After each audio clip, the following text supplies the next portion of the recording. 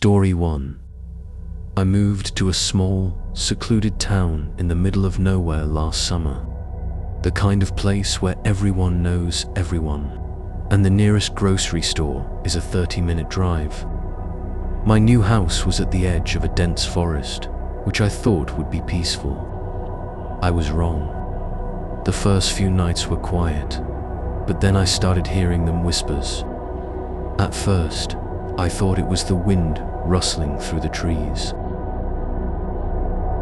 Soft, indistinct, but undeniably human. I tried to ignore it, chalking it up to my imagination. One night, I couldn't take it anymore. I grabbed a flashlight and ventured into the woods, determined to find the source.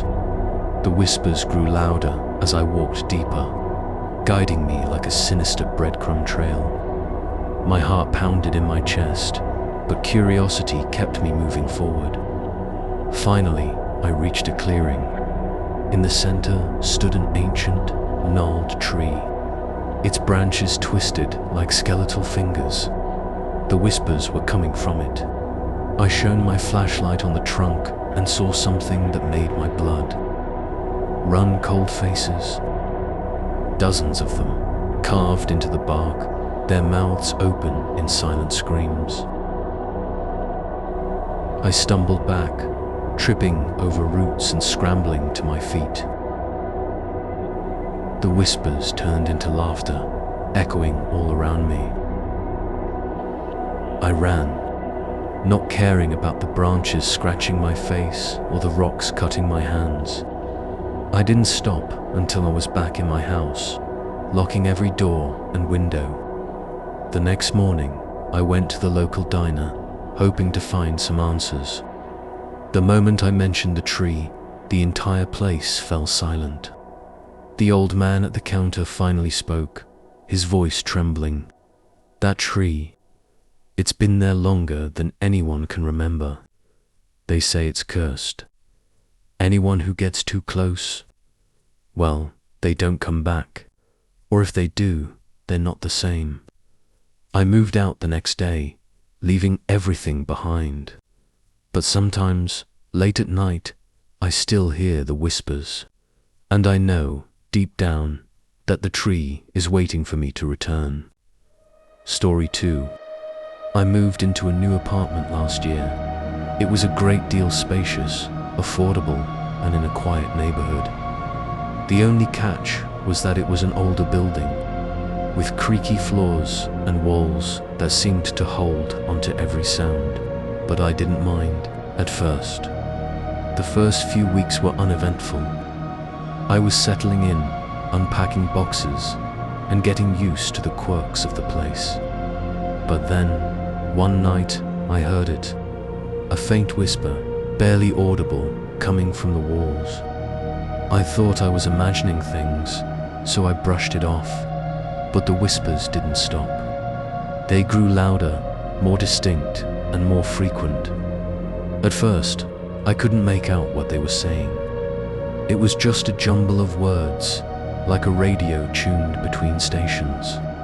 But then, one night, I heard my name, clear as day.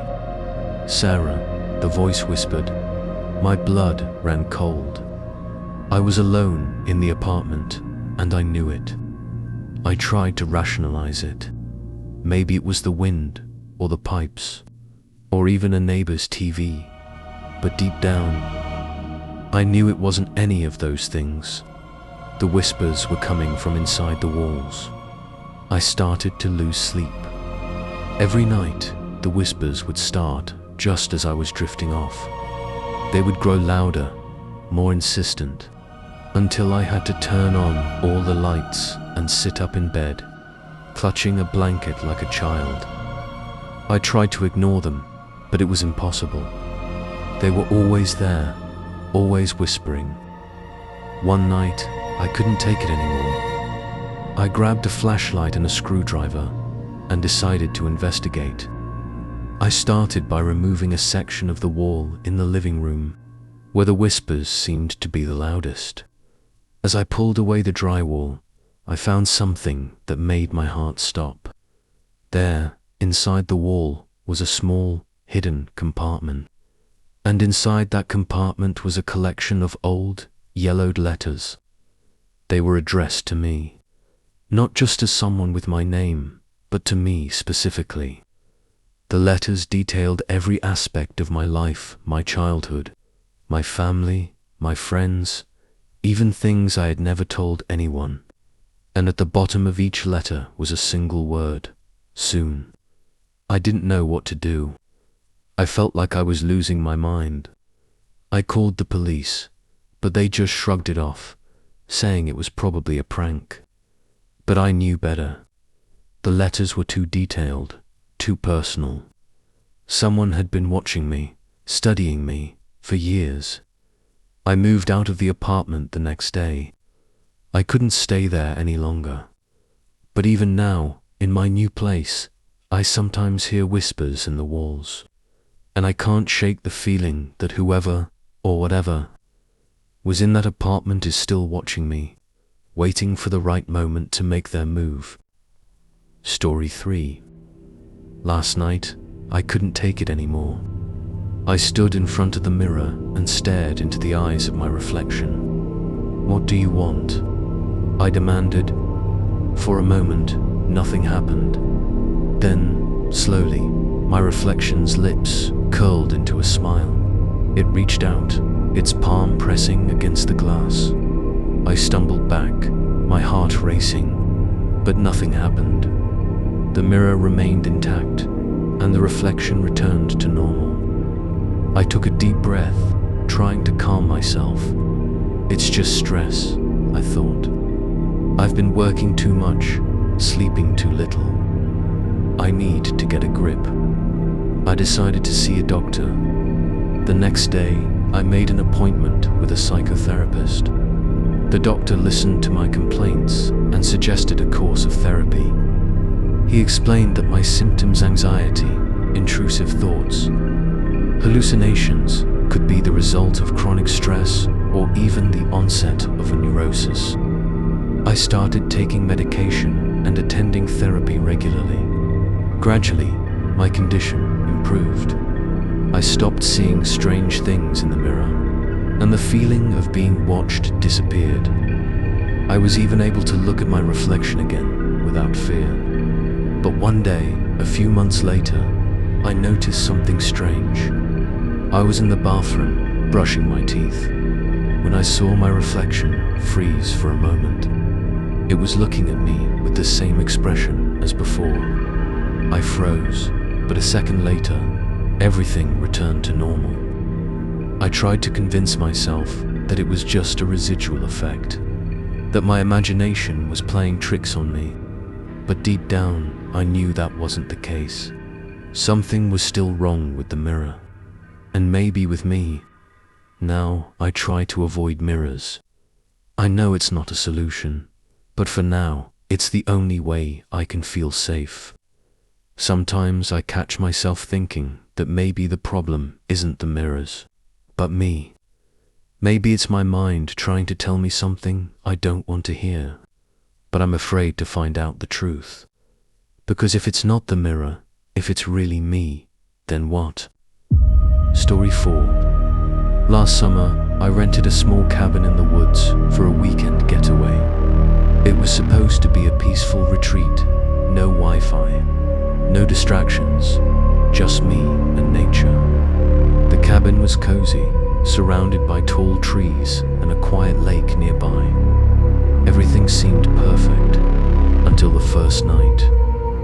I was sitting by the fireplace, reading a book, when I noticed movement outside the window.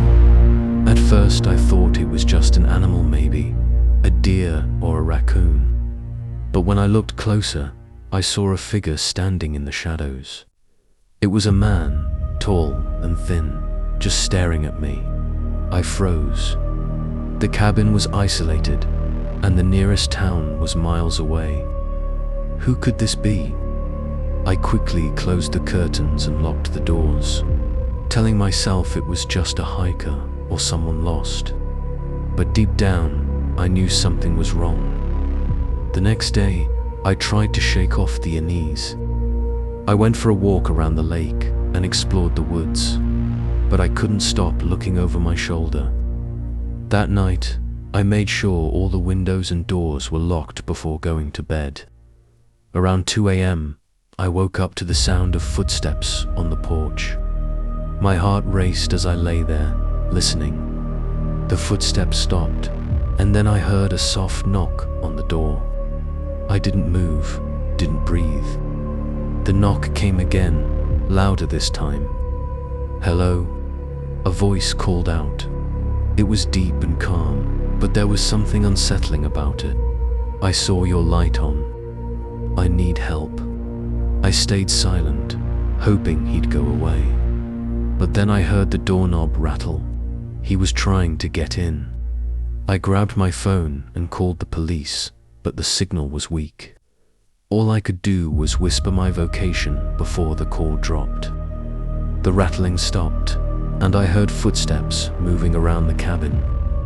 I peeked through the curtains and saw him standing by the window, staring right at me. His face was pale, his eyes hollow. He smiled a cold, empty smile, then disappeared into the trees. The police arrived an hour later. They searched the area, but found no one. They told me it was probably just a drifter or a prankster, but I knew better. I packed my things and left that morning, never looking back. A few weeks later, I saw a news article about a series of break-ins in the area. The suspect was described as a tall, thin man with a pale complexion. He was never caught. I still think about that night sometimes. What if I had opened the door? What if he had gotten in? I don't go to isolated places anymore, and I always double-check the locks, because you never know who or what might be watching from the shadows.